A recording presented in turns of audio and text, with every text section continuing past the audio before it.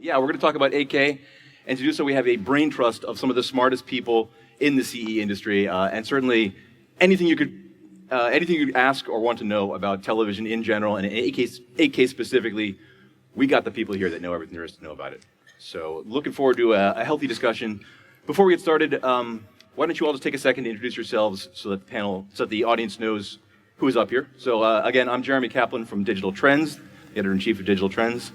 I'm Jim Sanduski with Sharp Electronics, responsible for the Consumer Products Group. Good morning. I'm Tim Alessi. I'm with LG Electronics, responsible for product marketing. Good morning. Toshi Ogura from Sony Home Entertainment and Sound Products Inc. I'm sorry, and then I'm Chief Distinguished Engineer of Sony. Thank you very much.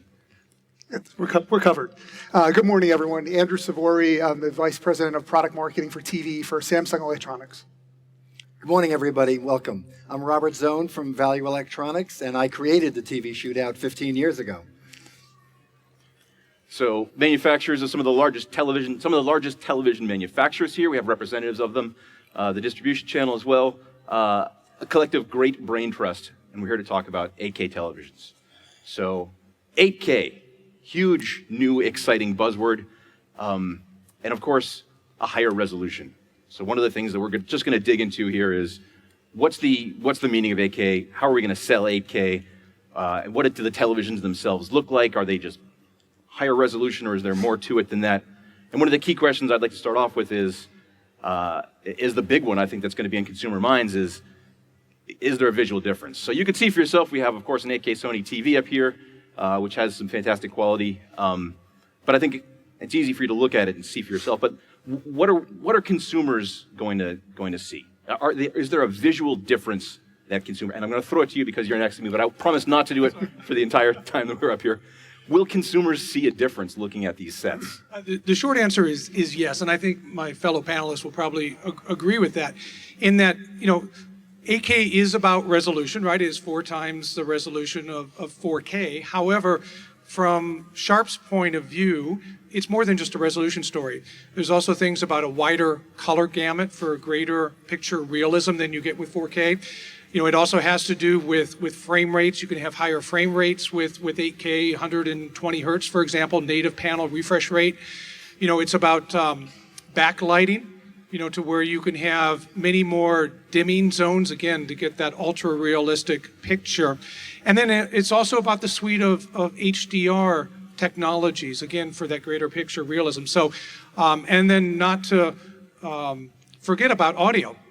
Part of the 8K spec is about 22.2 channel surround sound audio. So it's also about audio enhancement in addition to picture resolution. I'll add to that with just to say that it also plays into the trend towards larger and larger screen sizes. When you say, will consumers see the difference? The answer is going to be it depends where you sit, for one thing, and one of the real benefits of 8K is the ability to have a larger screen size in a smaller space without seeing the pixelization or the so-called screen door effect. Right now, the biggest growth in the TV industry is in the larger and ultra-large screen size categories, 70, 75, 80 plus. And 8K is going to that's going to play into the strengths of 8K because you can sit closer to it. The denser pixel structure means you see all the fine detail without any of the pixel. From my point of view, I have been always describing the picture quality with 5 different elements of spatial resolution, bit depth, and frame rate, and the color gamut, and the dynamic range of the luminance. Those 5 elements are quite important, and also, as you said, but not just only those 5 elements, also the balance of those 5 elements is quite important. Then once the well-balanced those 5 elements, and we can get a very great performance of the display as a display, then we can get a very, very realistic picture on the 8K TV. And also the 8K is not just only for 8K native contents. Also, they're very good to see their 4K contents. Since their recent up conversion technology becomes much better than before. Then even with the 4K, still you can enjoy the very great 8K experience with the largest TV. Since their large size TV, the pixel density is the matter. Then 8K can get the very great pixel density, then you can get much more better realistic pictures than ever. I think when you look at what's really driven the TV business over the years, it's how do we get the picture to be better and better. And better is always so relative, but we talk about internally, we talk a little bit about perfect reality. How can you make it so that when you're looking at this picture, that you really can't tell the difference between what you're seeing on screen and if you're looking out the window behind us. So with 8K, you get much closer to that. You're getting a lot more of that depth of field. You're getting just much better color reproduction. You're seeing things you never saw before. And the great thing is with 8K, it's taking everything that you already have, all the contents you already have, and making everything look that much better. So it just creates a whole new experience that you've never seen before. Thank you. I knew there was some disadvantage with being the last panelist when they take most of my talking points. But I would like to add to that, and I want to congratulate and thank everybody for upgrading the 8K TVs. You can't get a Gen 2 A9 processor Pro that went to school for deep learning on how to process better to upconvert than you could on an 88-inch 8K emissive OLED TV. You can't get the well-respected Sony Backlight Master Drive unless you get their new 8K TV. You can't get a dual-cell 75-inch LCD with looking like an emissive display unless you buy a Sharp 75-inch 8K TV. You can't get an emissive LED, micro LED, unless you buy a Samsung 8K TV. So they've stepped up the processing, they've stepped up the panel technology. It's not just about the resolution, which in itself has great benefits when you go to the larger screen size, as Tim alluded to. In addition to that, I got into this business because of my passion for photography. And I am so looking forward to Jim's promise of one of his 8K cameras so I can create my own native content that I can watch on my 8K television. A lot of people that are enthusiasts that buy these high-end TVs are like me, and they love photography and video, and we will create our own native 8K content. So thank you again for stepping up the panels and the processing to deliver us a real true, when you look at 1080p and 4K properly upconverted, you will see an 8K image like never before. Robert, if you ever decide to close your store, I think you have a spot at any one of our companies as a trainer or a salesperson. You can articulate the benefits of all the products very well. Thank you. And that was just quick, because you took my points. And just one quick comment, which is that from our perspective, an 8K television makes the best 4K display. So it's about, while initially there may not be a lot of content available, although there will be content available, and we'll probably talk about that in a few minutes. But the reality is that each manufacturer puts the best technology into its 8K display, and so it will become the best 4K display in the industry. Yeah, let's dig into the content in just a second. But before we get there, yes, for a long time, 4K TVs were the flagships, and they had the highest level of technology. And so what's interesting is that now consumers looking for the finest television they can buy are going to buy those 8K sets. When you look at the adoption rate of 4K, which was really pretty fantastic, I read a spec that over half of households will have a 4K set by this holiday, which is really remarkable. 8K might not be that fast, but again, what's interesting about that adoption rate is that consumers looking for high-end TVs were buying these things. So we're going to see a lot more of that going forward. So let's dig into this a little bit more, though. You were specking out some of the things that make for some of those high-end TVs. Could we dig a little bit more into what makes the 8K TVs that consumers are going to see some of the finest TVs that are available? What's the technology in those sets that consumers are really going to benefit from? So I would just add to that, when you look at what makes that picture so great, we actually have for the first time, we have a rudimentary version of AI built into the set. So there's really machine learning going on, actually comparing images that are coming into a predetermined photo bank to make sure, is that photo accurate? Is that image right? Is that scene what it should be? So, so to the points of everyone here, there's a level of processing that we've never, ever had before in a TV. And there's been 4K upscaling since the first 4K TV came out, but never to this type of degree. I think Has there been AI in TVs before? This is really, A little bit, I think you're right on the edge with that, but you're seeing it in a meaningful fashion now. When we talk about the AI, we've been introducing the kinds of the machine learning type of technology back to 1997, so-called DLC. Most probably that is the industrial fast machine learning type of technology. And also that's kind of a super resolution technology is one of the key points. But I think the interface performance and the processing performance and the display performance, the balance of those three elements is quite important. And also the processing, when we think about the processing, of course the up conversion is quite important, but also the bandwidth, the internal bandwidth is also quite important. If the bandwidth is not enough, the system involved some noise, the calculation error. That could be a noise. Then the enough bandwidth is quite important. Since the performance of the 8K becomes much better than before, very tiny noise could be very, very visible. Then we need to be very much careful about that. Then we TV manufacturers are taking care about that very recently. Yeah, Jeremy, you're right. All of the best technology is going to migrate into these sets for a couple reasons. As was stated before, it's going to be required, for one thing, in order to drive that higher resolution panel. But again, it's not just about the resolution. It's about how do you get a realistic looking picture with HDR technologies, higher brightness because you have a much denser pixel structure. You have to make sure that you're not going to have a drop off in brightness. So, again, we're also using techniques like AI and deep learning. We partner with Dolby Vision to work on that end. And all of those things come into play, and it is a balance, as you mentioned, but the 8K, the resolution is the easy sales pitch.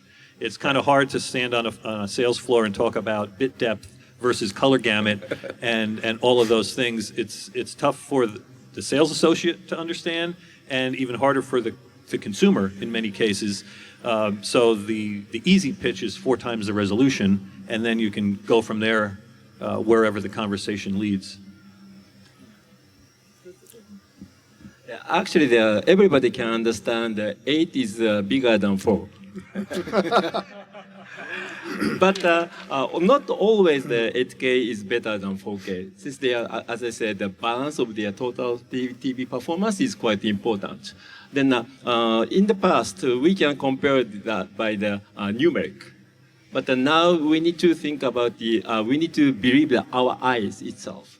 Then we need to feel how the picture becomes much more realistic than before.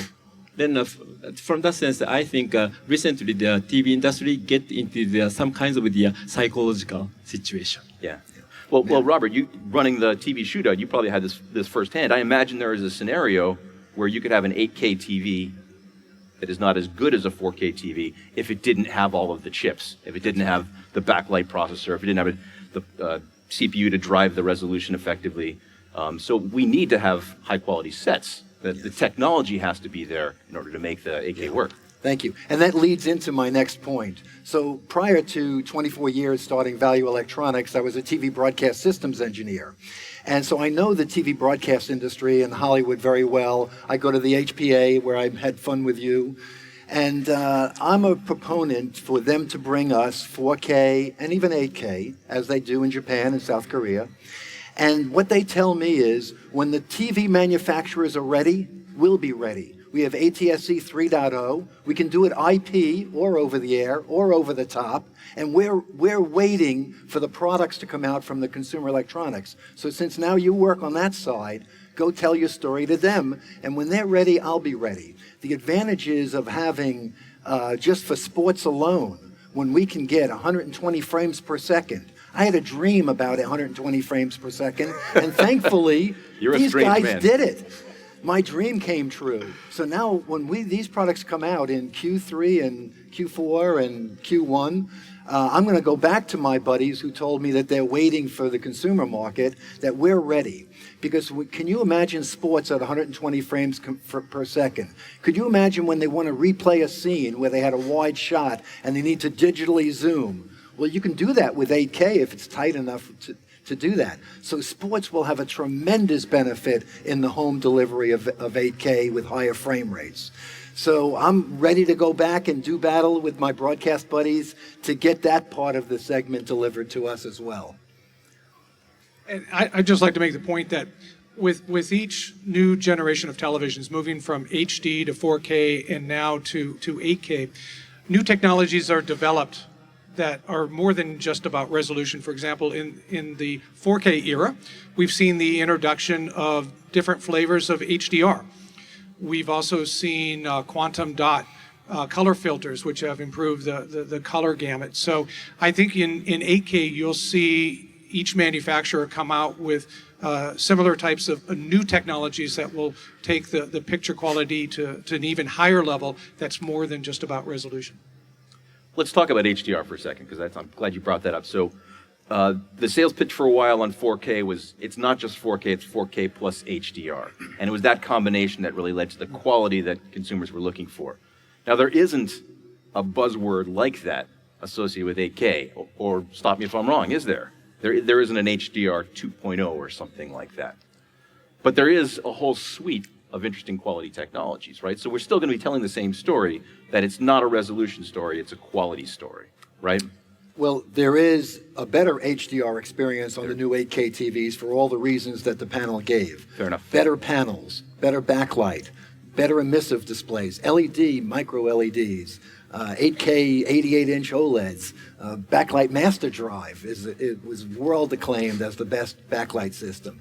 So we have a better HDR experience. And to me, HDR doesn't just mean high dynamic range. It means the new wide color gamut. Mm-hmm. It means 10-bit. It means electro-optical transfer function, following that PQ curve of how the human visual systems works. So now we're perfecting that with these new higher-end processors and panels. And they combine better processing, where they sent these things to school for deep learning, to know when I'm looking at a deinterlace signal, I know I got to put my processing power into deinterlacing that. So to make it progressive. Go ahead, please. Jeremy, you're right. When 4K first came out, there wasn't a whole lot of content that followed, and there was a great deal of skepticism among the content community on the value of 4K. Nobody was in a big rush to go out and remaster all of their movies or start shooting in 4K because the content community, for lack of a better term, was like, well, I don't know, is resolution alone enough to make people go out and buy their 5th copy of The Godfather or whatever their favorite movie is? But when HDR came on the scene, that was the trigger. Everybody saw the value in that because it was a much better experience. It wasn't just more pixels, it was smarter pixels, as some people like to say. So that heavy lifting has been done already. Mm-hmm. And the groundwork is already laid for 8K. So I think the migration to 8K content will be a lot smoother than it was from high def to 4K because of that. Good. I have been working for TV industry more than 35 years, and then in the past, SD and become the HD and 4K back to the beginning of the 2010 era. And then after that, we introduced an HDR. And then maybe somebody knows, when I start to talk about HDR, I cannot stop. I don't have to talk about the HDR here so much. But the important point is that in the past, before HDR, just only the resolution evolution. But the HDR involves us not just only the HDR, as you said, the wide color gamut, and also the 10-bit. Then the BT 2020 is quite evolutional standard. Since they are not just only the resolution, any other 4 elements becomes much better than before. Then we can get a very, very realistic picture. Then we introduced the HDR, the 4K, and very realistic picture we get. Then we recognized, the TV manufacturer recognized, oh, still, we have the room to evolve our panel technology. Then we are trying to evolve the panel technology, try to get better picture quality. Then we found, oh, now the resolution is not enough with the large-size TV. Then we involve the 8K. Then picture becomes very, very realistic. Always, that kind of balance is quite important. Then now we have reached to the very higher level of the picture quality as to describe very, very higher realness. And that's where I think, with everything that was just discussed, there's a lot of chicken and egg that goes on here too, right? So you could argue right now that even consumers still aren't super aware of what goes on with HDR. Your floor salespeople, they understand, they know what it's about. Customers just know that they're seeing a better picture. So part of this is you get into this world of 8K now, I think you're going to see more and more even of the content creators saying, I need to make sure I'm mastering things to really leverage HDR, which again, I don't think that even we as an industry have done a great job of explaining that and making sure people understand that. And at the end of the day, it's just going to, again, make for a more realistic picture and a more enjoyable experience. And I think it is about more than just this resolution. It's all these things bundled up together, because I'm always reminded of one of your colleagues about 5 or 6 years ago had put out an article that said why 4K TVs are stupid and why you'll never need one. And now here we are talking about 8K. So I think people have a difficult time imagining what this is all going to bring together when you take the content creation, the upscaling, and the panel technology together.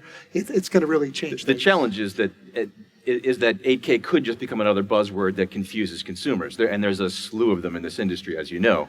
And HDR has become associated with the quality.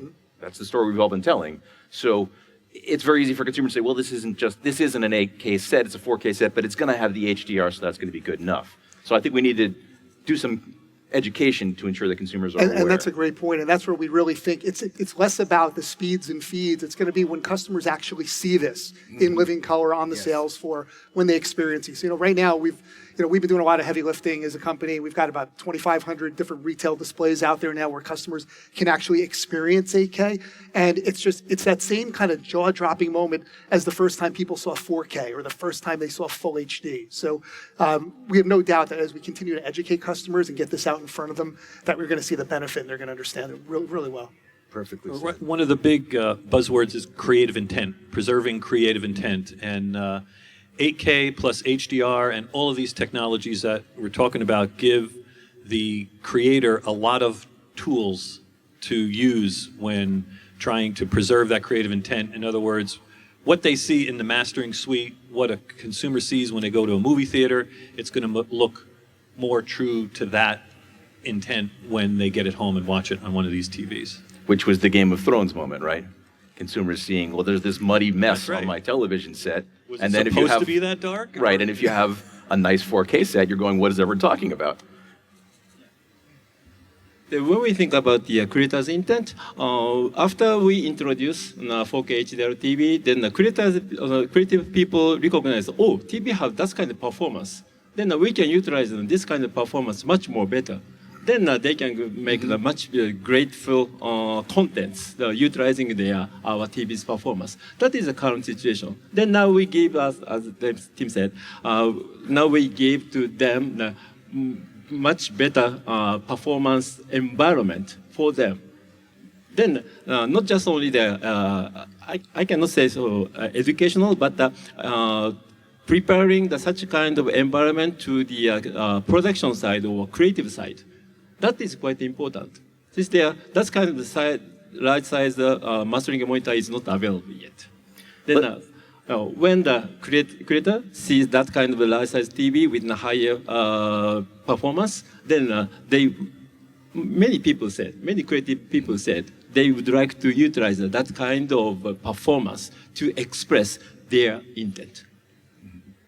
Thank you. You And touched on if this I could just follow up sure. on the panel here, and especially what Andrew's pointed out, is when you get these panels into the right showrooms and they're set up right, they tell the story of the better picture quality. It's easy to see. We have nice little old ladies come into our store and they're mesmerized and awesomely amazed by the picture quality. We put up the premium TVs, we put up good content, we set them all up properly, and they give you a picture. You don't have to say anything. That sells themselves. So when you put up an 8K TV with HDR content, with all these new enhancements in the processing and the panel, they will sell. And we, as in our store, do very well selling 4K HDR and now 8K TVs. So it's not a problem selling this new technology. And as Koshi-san properly said, sorry, Toshi-san, 8 is bigger than 4, and it's easy to understand.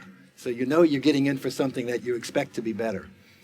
With the right content on Content. screen. It has to be displayed properly. That's the biggest key. Get the stores to display it properly.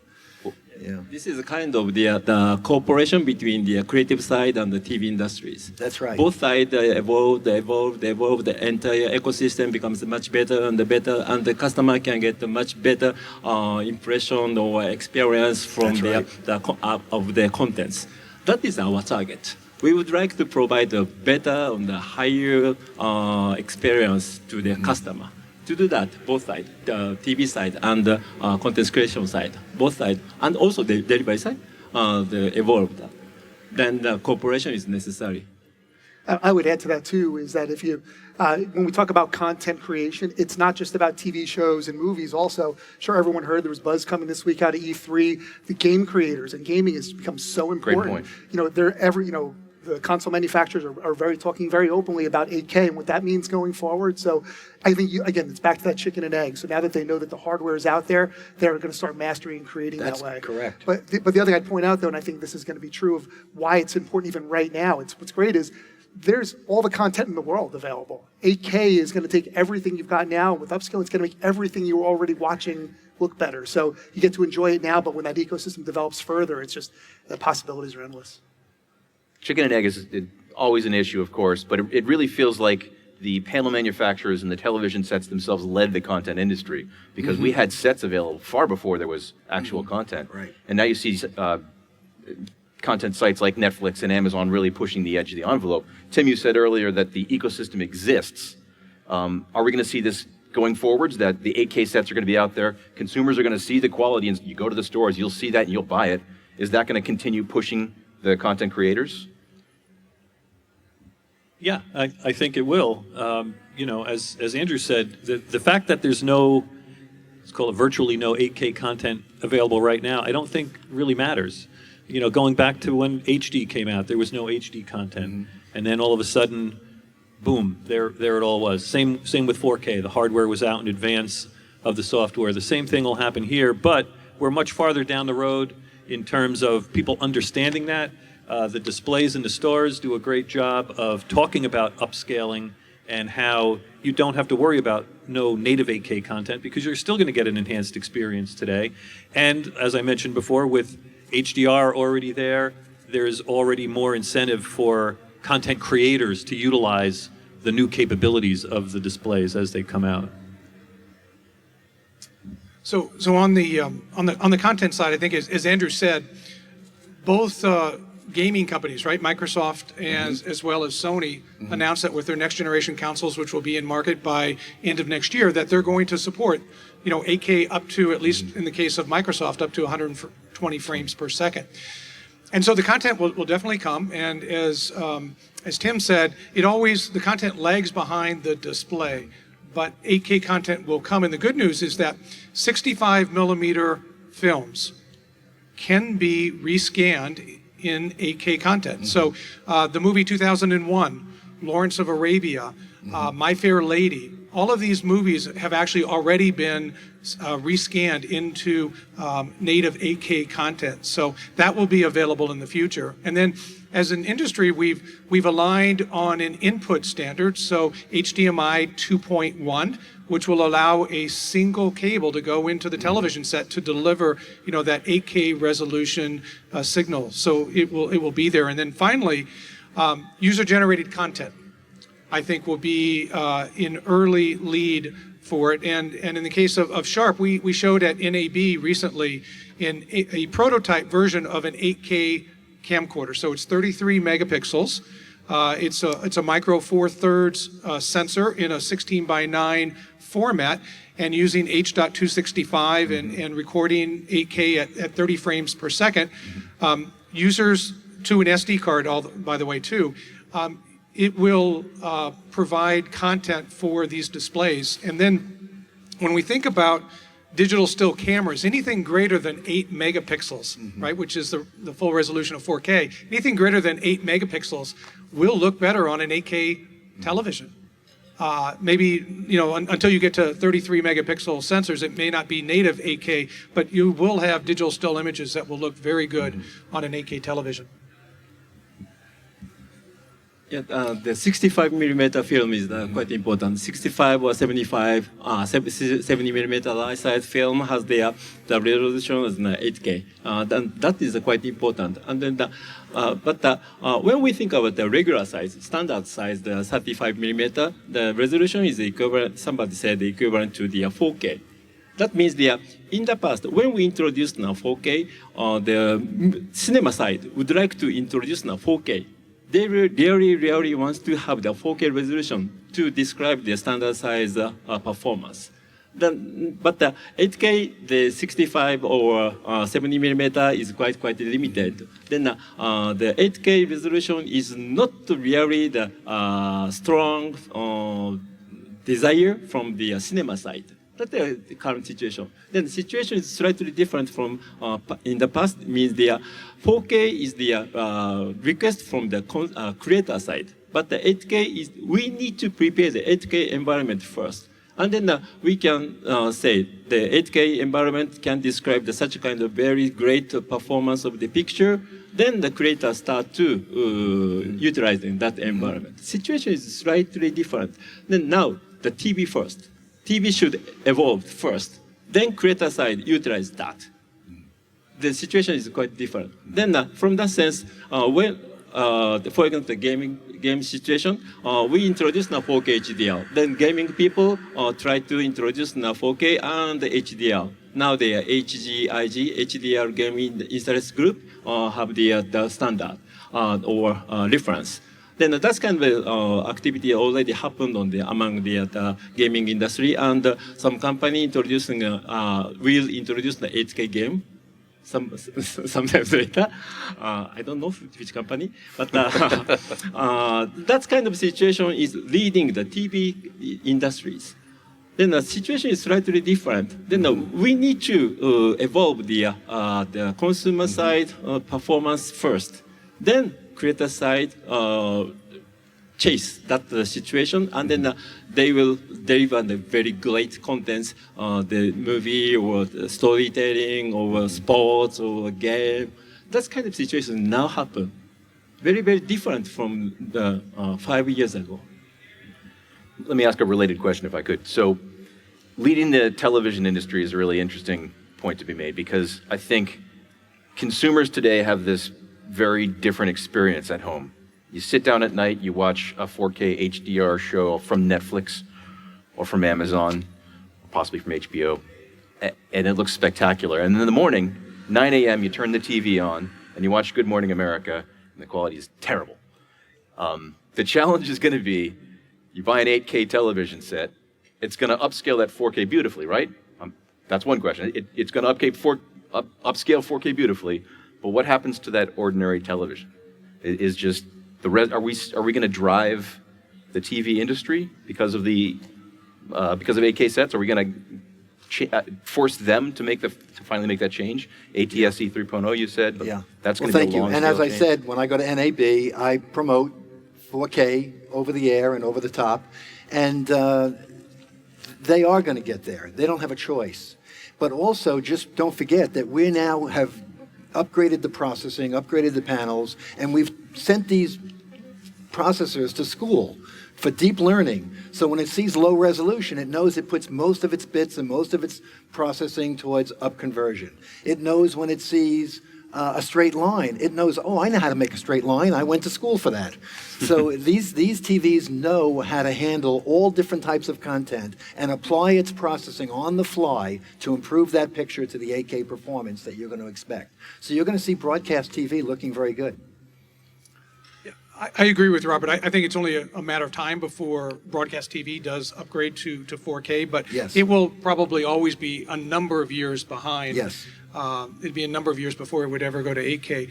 But I'd also like to say that, I think the in-home ecosystem is evolving nicely. And what I mean by that is that, you obviously need a lot of bandwidth, right? If you want to stream in 8K signal, you now have the ratification of the Wi-Fi 6 standard.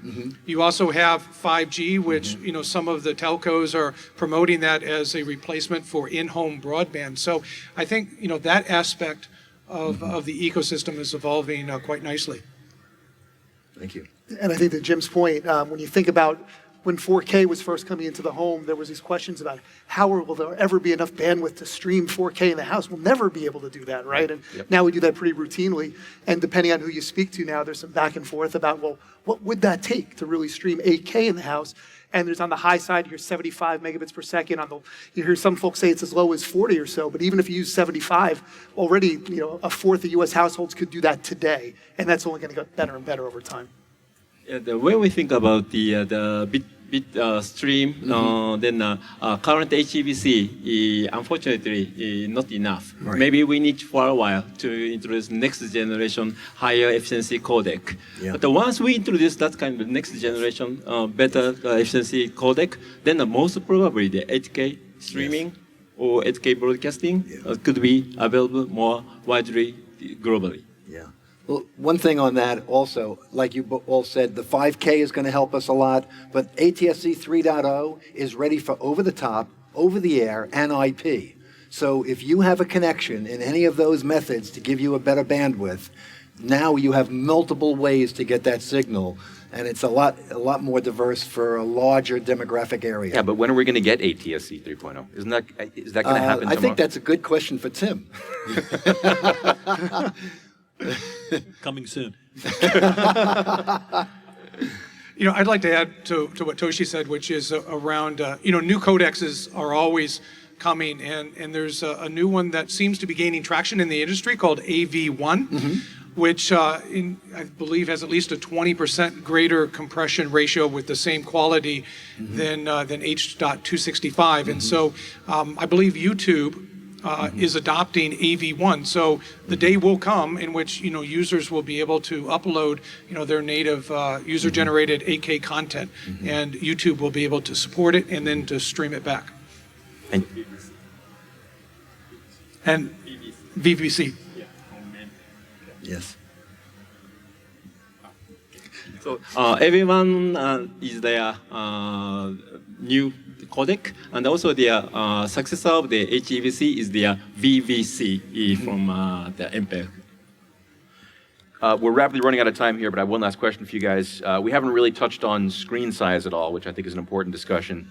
Obviously, consumers are adopting large screens at a great rate, which for those of us that live in New York and have tiny little apartments with tiny little walls, where the heck are you guys putting these giant things? Is there a sweet spot that we can talk about for 8K? Any thoughts there? Well, I think what it does is it kind of blows up all the old rules we had. I mean, Tim kind of touched on this earlier. I mean, we talk about how far you're supposed to sit away from the TV, and in this size room you can only get so large of a size. We've been continuing to push and drive super big screens, everything 75-inch and above over the past couple of years. But now it opens up this opportunity. You're in that this smaller apartment or condo in New York, and you would have never thought about a 65 or 75 before. But now it's okay to be so much closer to the set and still not have that negative effect of seeing pixelization or that window screen effect. So I think it's going to open up a whole new world of opportunity for folks who always thought that this is the, fill in the blank, this size was the biggest TV I could have ever put in my room. Please. I have 2 points. One is the TV industry, the size is the matter. And then 10 years ago, we are talking about the size about the 45, 55, something like that. 20 years ago, 30-something. Then always the TV size becomes the larger and the larger. That is the quite basic desire from the customer side. Then since the large size screen gives us a very great experience of the picture. And also after introducing the 4K HDR, as we discussed, the picture becomes much more realistic. And the 8K gives us much more realistic picture. That kind of realistic picture, the viewing distance is the matter. Then somebody said that the 0.75 height of the screen is the viewing distance of the 8K, but as far as I experienced by myself, then the 1.5 is better to see the realness of the picture. That's kind of a new founding that we have. And then from that sense, even with a distance more than the 2H or 3H, still we can see the difference of the realness on the 4K and 8K. Means they are even with a smaller size, still we can get the better picture experience from the 8K resolution TV. May I please add?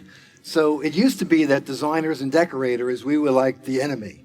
Now they love and embrace us. We show them thin panels with thin bezels, with gorgeous pictures of museum artwork. I took a page out of the playbook from these companies, and now I created a lot of our own content, as well as showing their content on these beautiful TVs. When people come home, we geo-track them. They come home, the TV turns on with their family pictures, with pictures of museums from France, and now it's a statement piece in their home, and they love us and embrace us. And today, the bigger the screen, the better. We just sold a 98-inch 8K TV in a New York City apartment as a statement piece in his apartment to show art. Okay. You need one, Jeremy. What's up? Yeah, bigger is better for TV customers. If you go back even 10, 12 years ago, you ask the top buying factors, besides price, it's always picture quality and size. Nobody ever told me, gosh, I wish I bought a smaller TV. It's usually the other way around. And we believe 8K is best for the larger screen sizes. We showed a couple of models at CES, 88-inch and 75-inch, and that was true when 4K came out. I think the first one we introduced was 84 inches. And it started to migrate into some smaller screen sizes, but where we think we're going to get the most benefit is out of those ultra-large screen sizes, which is what's driving the market right now. So it's a perfect marriage of technology meeting what demand is. I'll just add to Tim's point that yes, 8K looks better on bigger screens, and as you as consumers in the audience know, the nature of the TV industry is that prices become ever more affordable. So as we move through this 8K cycle, the affordability of large size 8K displays in the home will become ever more attractive to consumers. I think that's all the time we have, but congratulations, everyone's been listening. There's an 88-inch 8K TV underneath your chairs. But again, thank you very much. A round of applause for my panel, some of the smartest minds in the TV industry. If you have any questions, we'll be around for a few minutes to answer them.